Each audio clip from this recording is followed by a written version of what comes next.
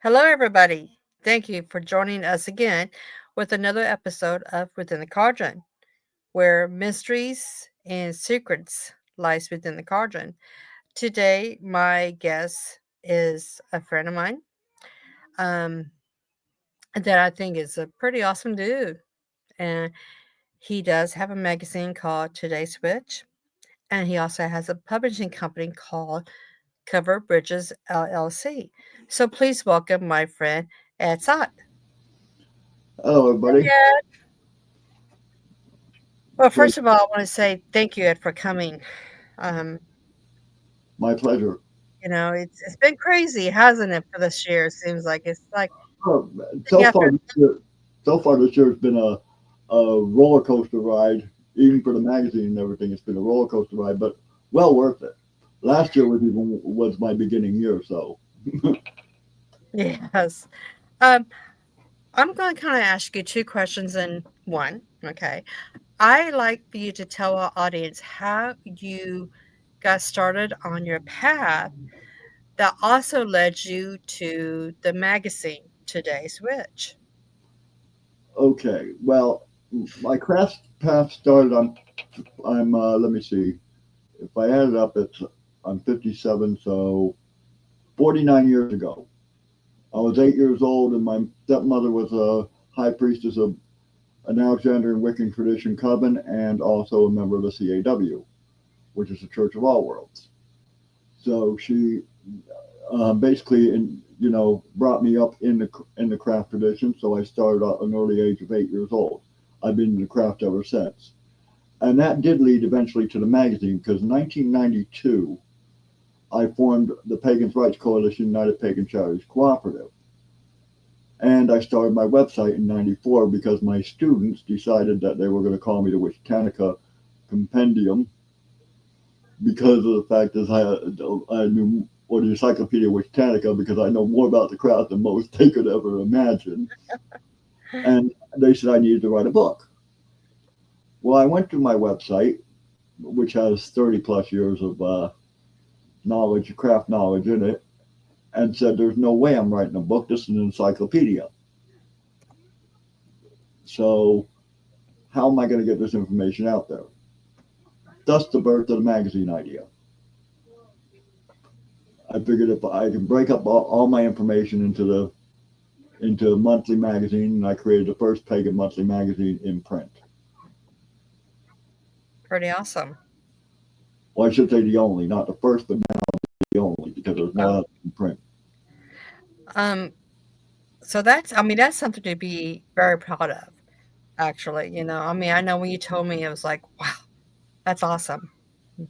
Um, so if somebody wanted to submit an article about something, um, do they go onto the site todayswitch.net, or There's how would several they?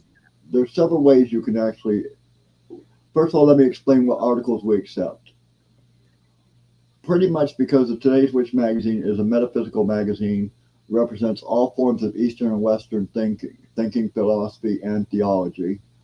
That will accept anything of that nature, anything of a spiritualist nature for the magazine. Now, in order to write an article, we expect it to be 1,000 words or more. Up to 3,000 is permissible. We use a font called Calibri because it is the most ADA friendly font for people with dyslexia. And we ask that it be 10 point for the best reading size.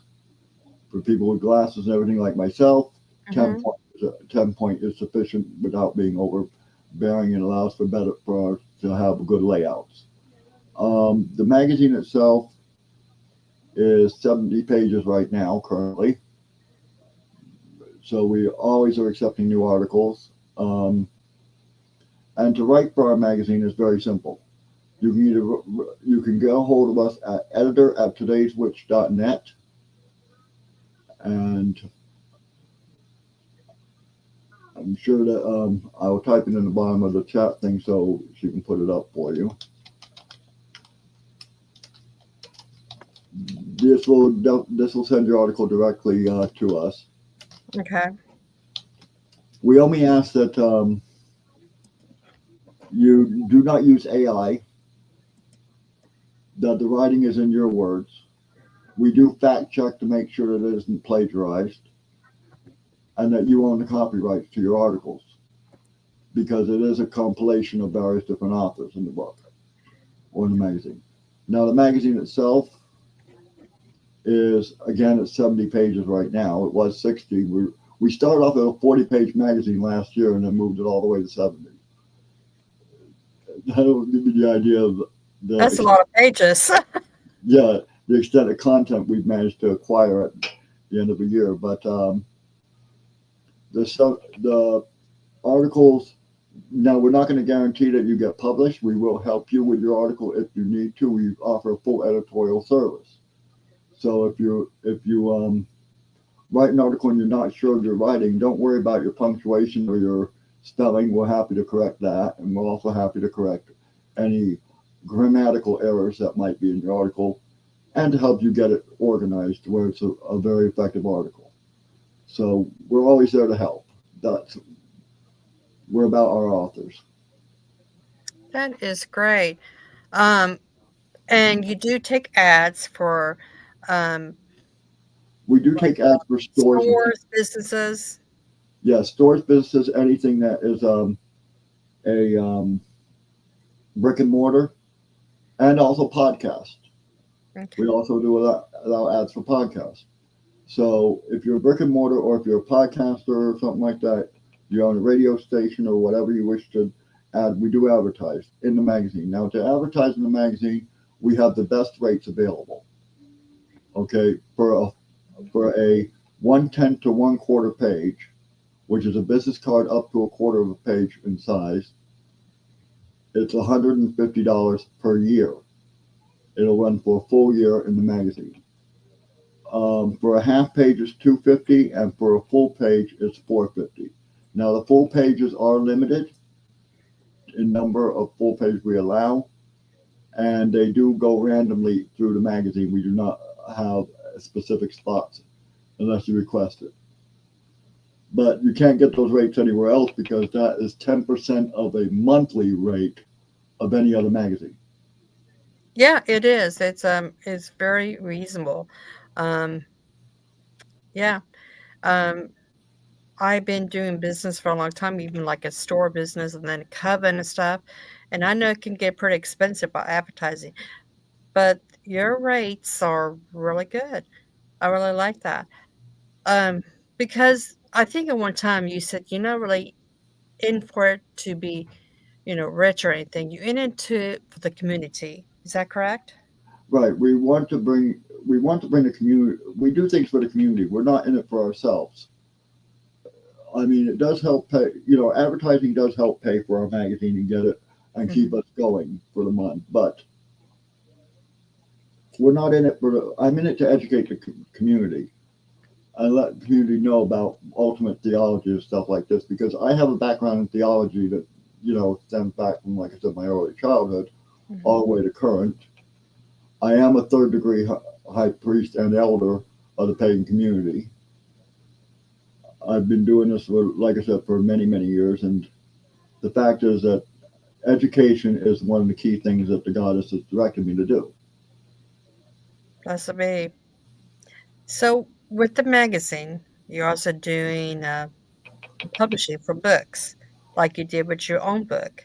And I can say right now that once I get my book finished with my husband, that I will be going to Ed because he has a very good plan that I like. One of the best ones out there, actually. And Okay. he can you kinda tell us about, like, what books do you take? Does it have to be a pagan witch book? Can it be Oh, a no, novel? no, no, no, no, no, no.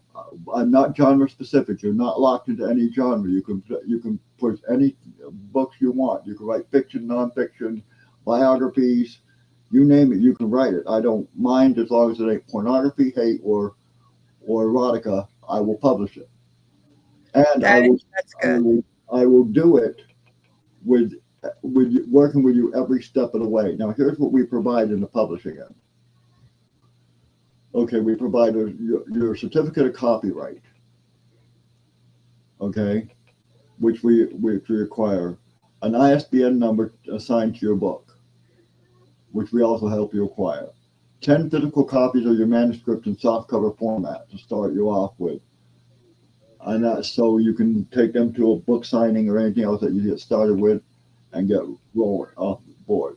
Editing services up until and upon the time of completion. In other words, I'm constantly there as your editor. I will work with you on your book until you are satisfied with it being the way you wish it to be. I make sure that I do with the editing service, make sure your grammar is correct, make sure your content is good, make sure your layout is perfect and everything else. I do layout and publishing of your manuscript set to your approval. So, like I said, I work with you. We work one-on-one until I get done with this That job. is great. Printing and distribution services for as long as you maintain working with us.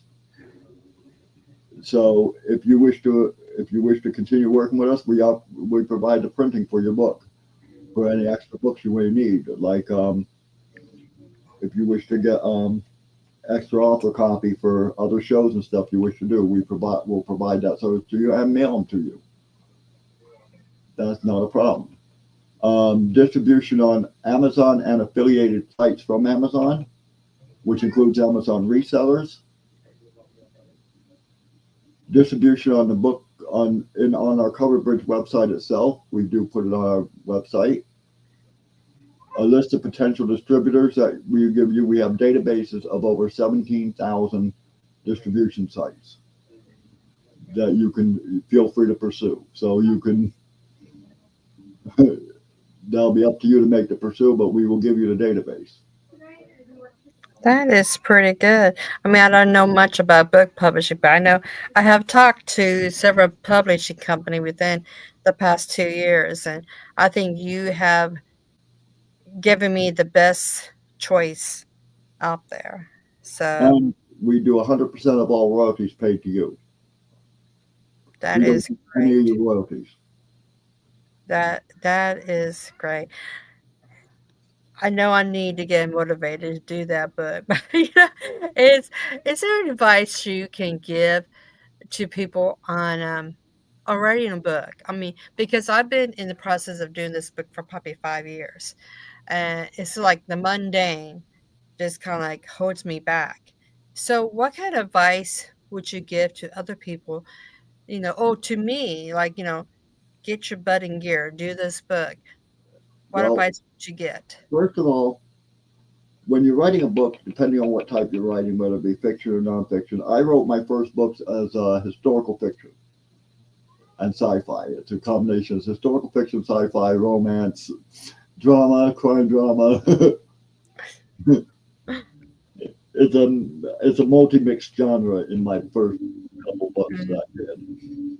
But one of the things that I advise people to do is write what you know, write what you feel. Make sure you do an outline.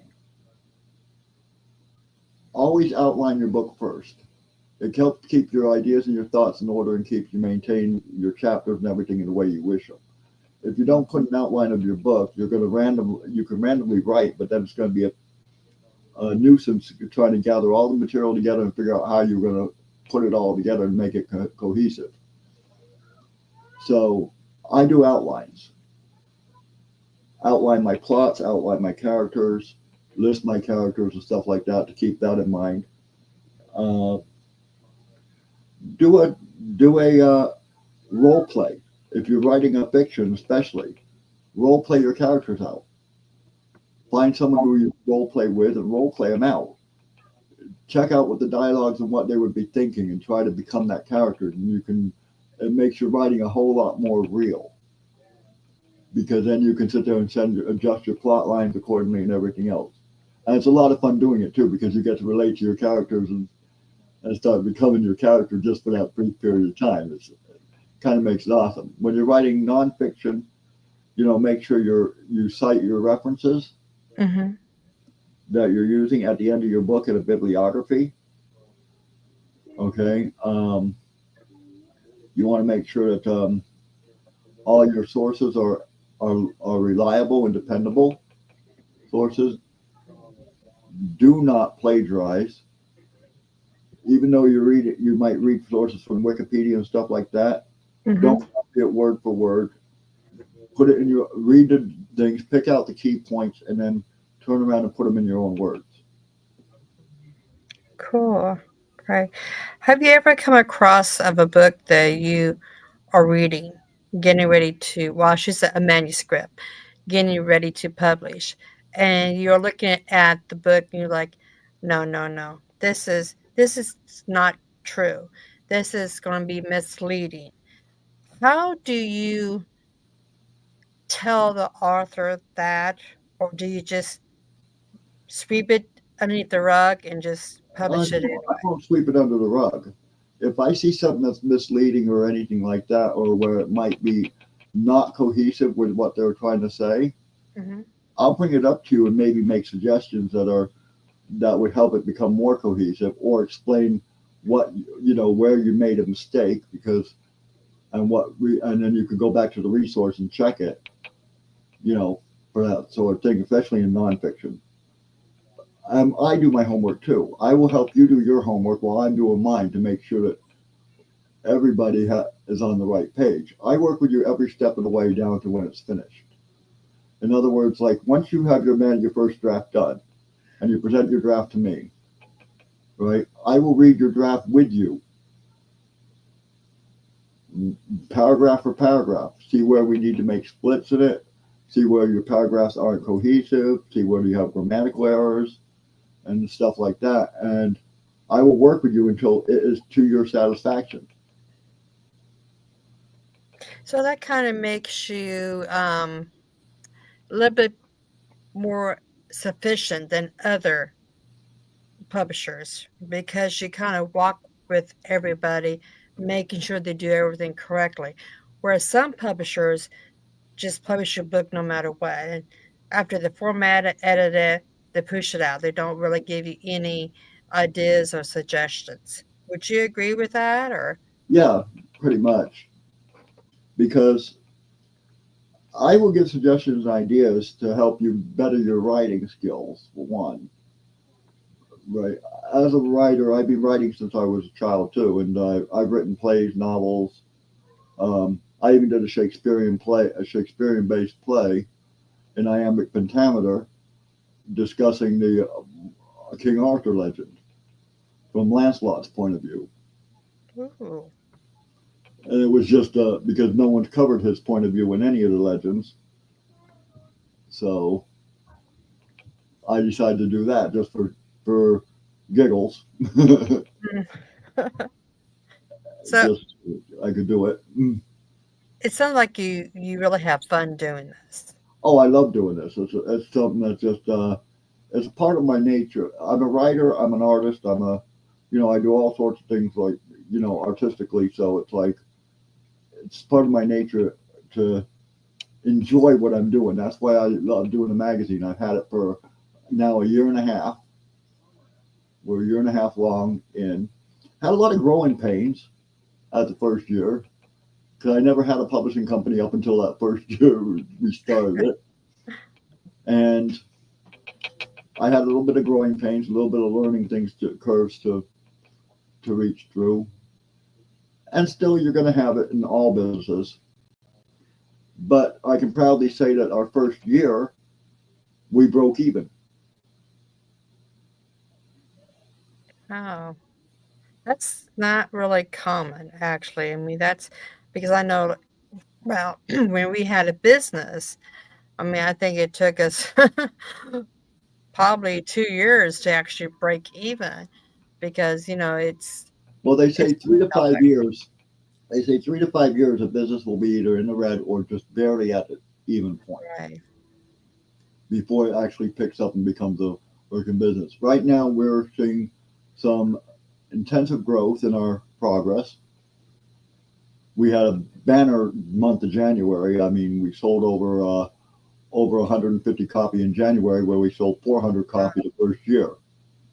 So, Yeah, it's getting up there.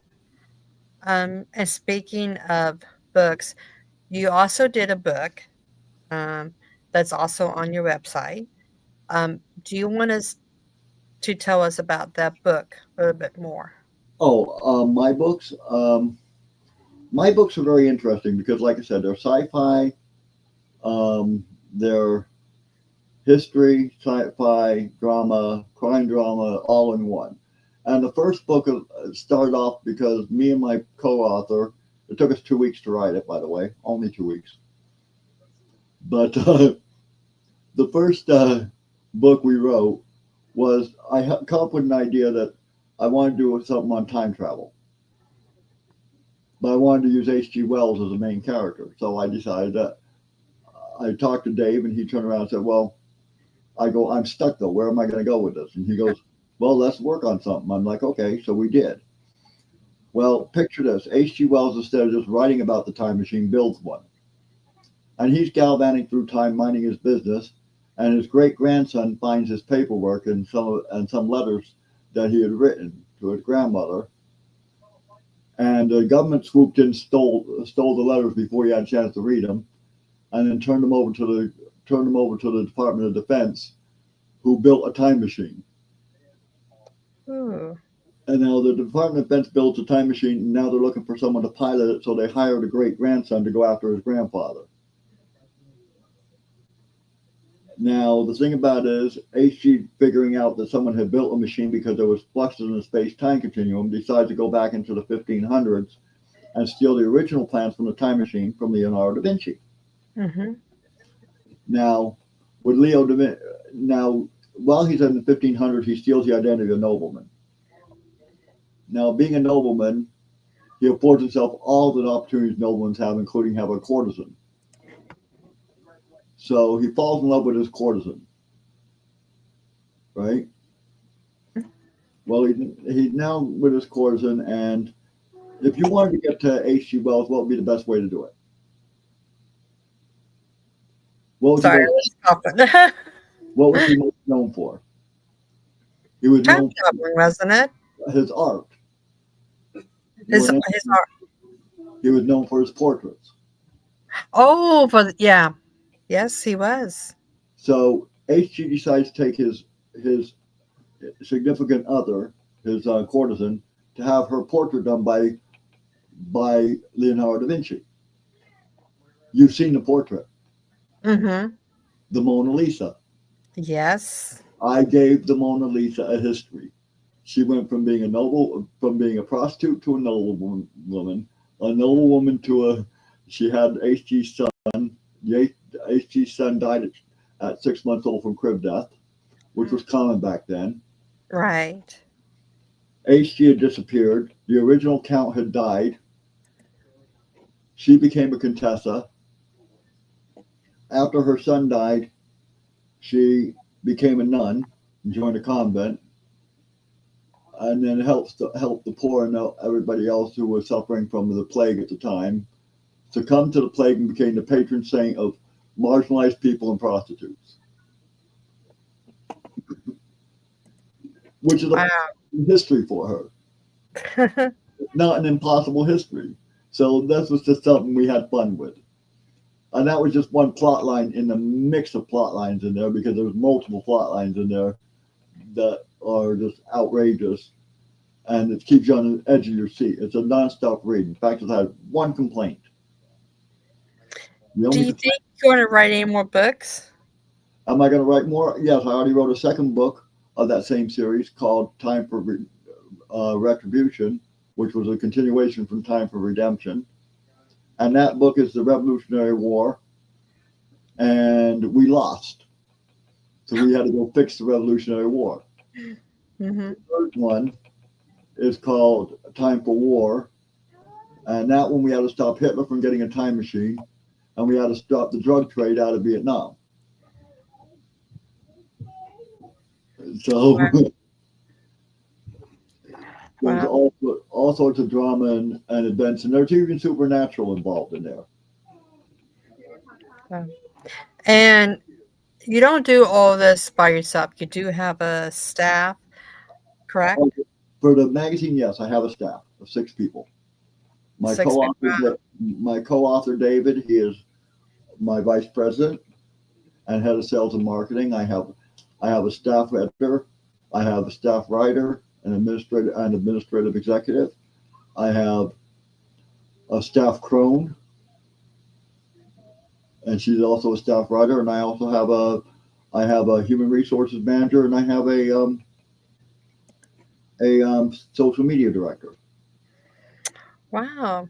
So yeah, you really getting it on there. So And all of it them are sounds great. all of them are volunteers. All these Volunteers. people volunteered their time and services Mm-hmm. to help us form the LLC that we have. And we have what's called a partnership type LLC where everybody has. Ooh, someone just asked me a question. Yep. Here we go. I'm going to bring it up so you can read it. How would you put a book out that's real experience and maybe looked at as fiction by others? Market are real natural experiences, and whether people view them as fiction or not is irrelevant because of the fact that everything we all have that interesting life. Okay, and some of our lives have been like mine has been fascinating. I mean, I've talked to Chrissy at great length about things that I've done in the past and had in the past occur that most people would think it was a total work of fiction, but I can actually show it. um, Has anybody ever put pictures of let me see, how can I word this? Kind of like pictures of fascinating stuff, like like maybe they catch like kind of like a symbol of the goddess or something in the sky, like a cloud, yeah, or you they have a picture or see the sea fairies or something. Do yeah, you ever put pictures in books too? I only when I was explaining, like in my time travel book, I did put pictures in, yes, because I was explaining the history of time and how it works, and I did a little bit of a diagram there, and I also did a diagram in the second book of what the United States would look like if we had lost the Revolutionary War, what countries would control what territories, and my accuracy was like 93%. Interesting.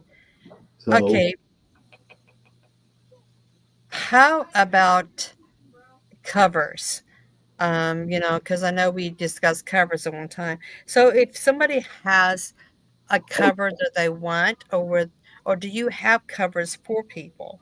no, I help you design them though. If you're looking for covers, I'll help you design your covers and help make them. Okay, how do you start your first book?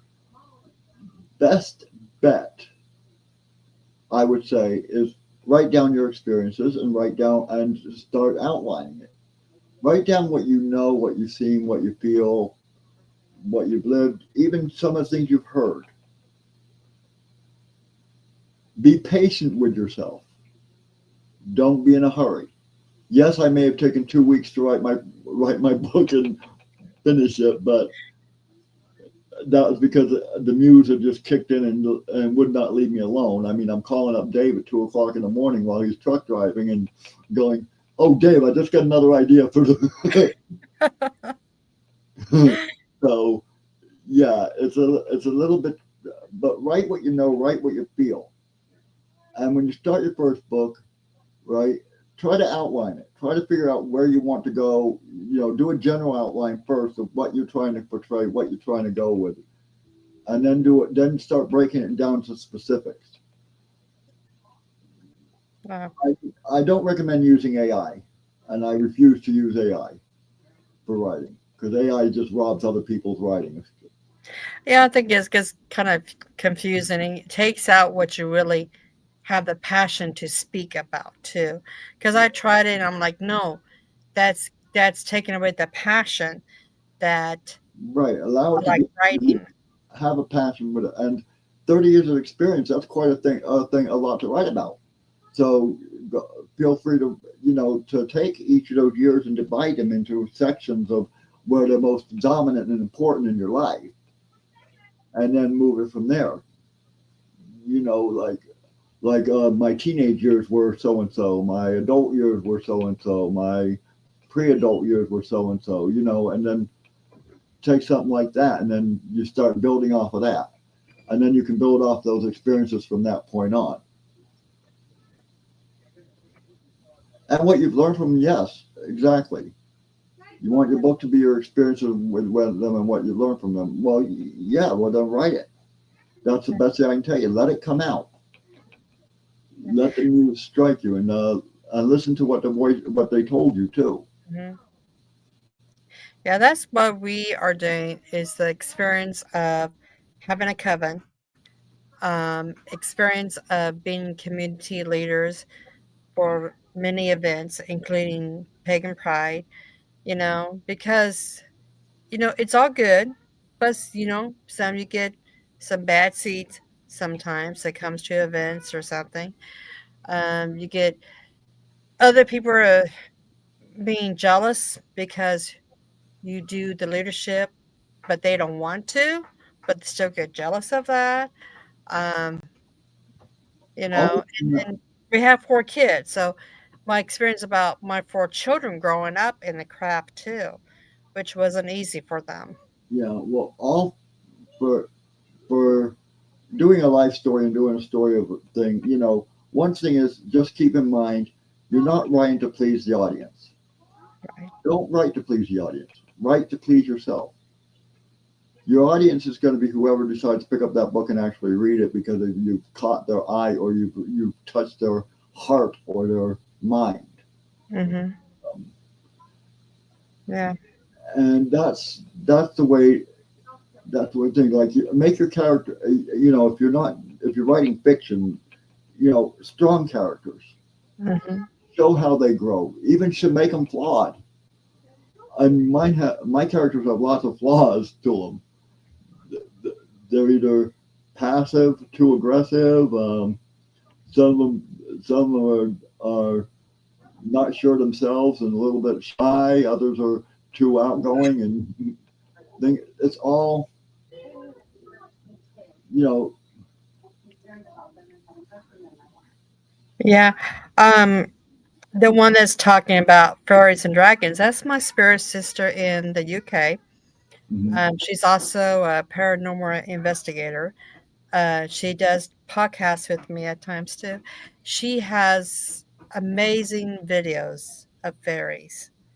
I mean, her videos, I have to tell you, when I first saw it, I want to cry because it was like, oh wow, I've seen fairies, but having one on video too, you can repeat on going over and over is it gives you good There, chills. there was a book written by Roud, okay, and Isaac Roud, I think his name was, and it was on fairies and fairy magics, and he had actually had pictures of the various fairies in there, including some photographs he actually took of Faye himself. So don't think that people don't appreciate the truth of that. Okay, Brian Froud, that's who it was. Um, it took years of trust and dedication. Yeah, it will. And the thing is, that fairies do exist. The fairy realm does exist. I know I've walked into fairy circles myself, and I've had a lot of fun doing it.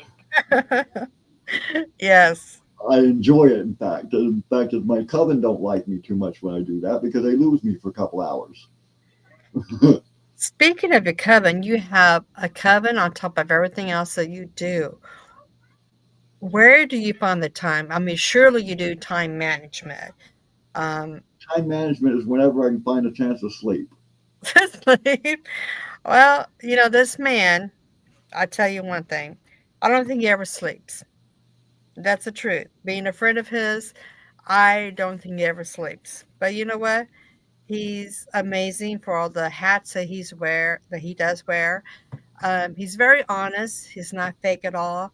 He's down to the nitty gritty truth. And that's one thing that I like about him because he doesn't try to sugarcoat it. He's like, this is it. This is honesty. This is how it should be. This is how it's going to be. I'm a Capricorn. I can't help myself. I mean, Capricorn, Yes, Capricorns are brutally honest people. yes, that's true. And but I'm going to have Ed come on again, probably next month, because he has a form of teaching that I find myself very interesting. And we have talked about him coming on and just kind of sharing how he does teach. So I would love for him to come back, and I know he will. Oh, I Um, will. and so stay tuned for that because his form of Oh, you're teaching quite welcome. is great. So, and yes, thank you for your advice, Ed. I know there's some writers in here that is beginning their first book and stuff. Not just me, but a lot of them too. And I just want to say thank you for coming on. Oh, Um, if you wish to contact us about your first book and you want to work with us on a book, our rates are $650, by the way, flat fee for anything 100 pages or more, 450 for anything 100 pages or less. and let me just put this website in there again. This is where you can Um, see his yeah, magazine, and this is where you can submit anything. contact. Yeah, if you want to submit for authorship, you write to authors at Oh, coveredbridgepress.com. okay. If you want to put that in the private chat, I can just put it out there. I will, real quick. Okay.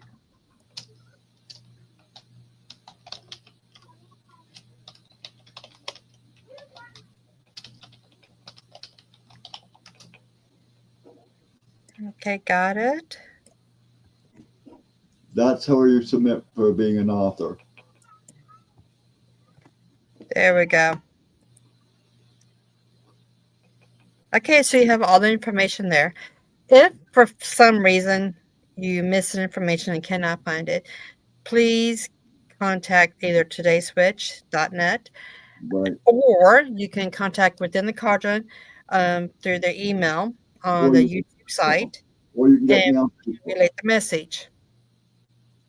So, Or you can message me on Facebook. yeah, yep. He does have a Facebook. Edward Um, Saw, Facebook.com. yep. So, you know, um, for anyone out there who is interesting or been thinking about doing a book, hey, it's, the way Ed talks, it's not that hard. It's pretty easy. And he will help you every step of the way. So I just want to say once again, Ed, thank you very much for coming on. I appreciate being here. Thank you. And always, a, everybody, oh, go ahead. always a pleasure, my dear. Always a pleasure. Oh, yeah, it is. We always talk. And I love our talks. Might be busy, but I still love our talks and everything. But I just want to say thank you, everybody. We'll be on tomorrow morning early at 11 a.m. And I think that's, no, it's going to be at noon. Excuse me. It's going to be at noon. And it's going to be at 5 p.m. UK time, where my sister Sherry and I will be talking to the UK Coven of Gaia. So stay tuned for that for tomorrow. Bye, everybody. Blessed be everybody.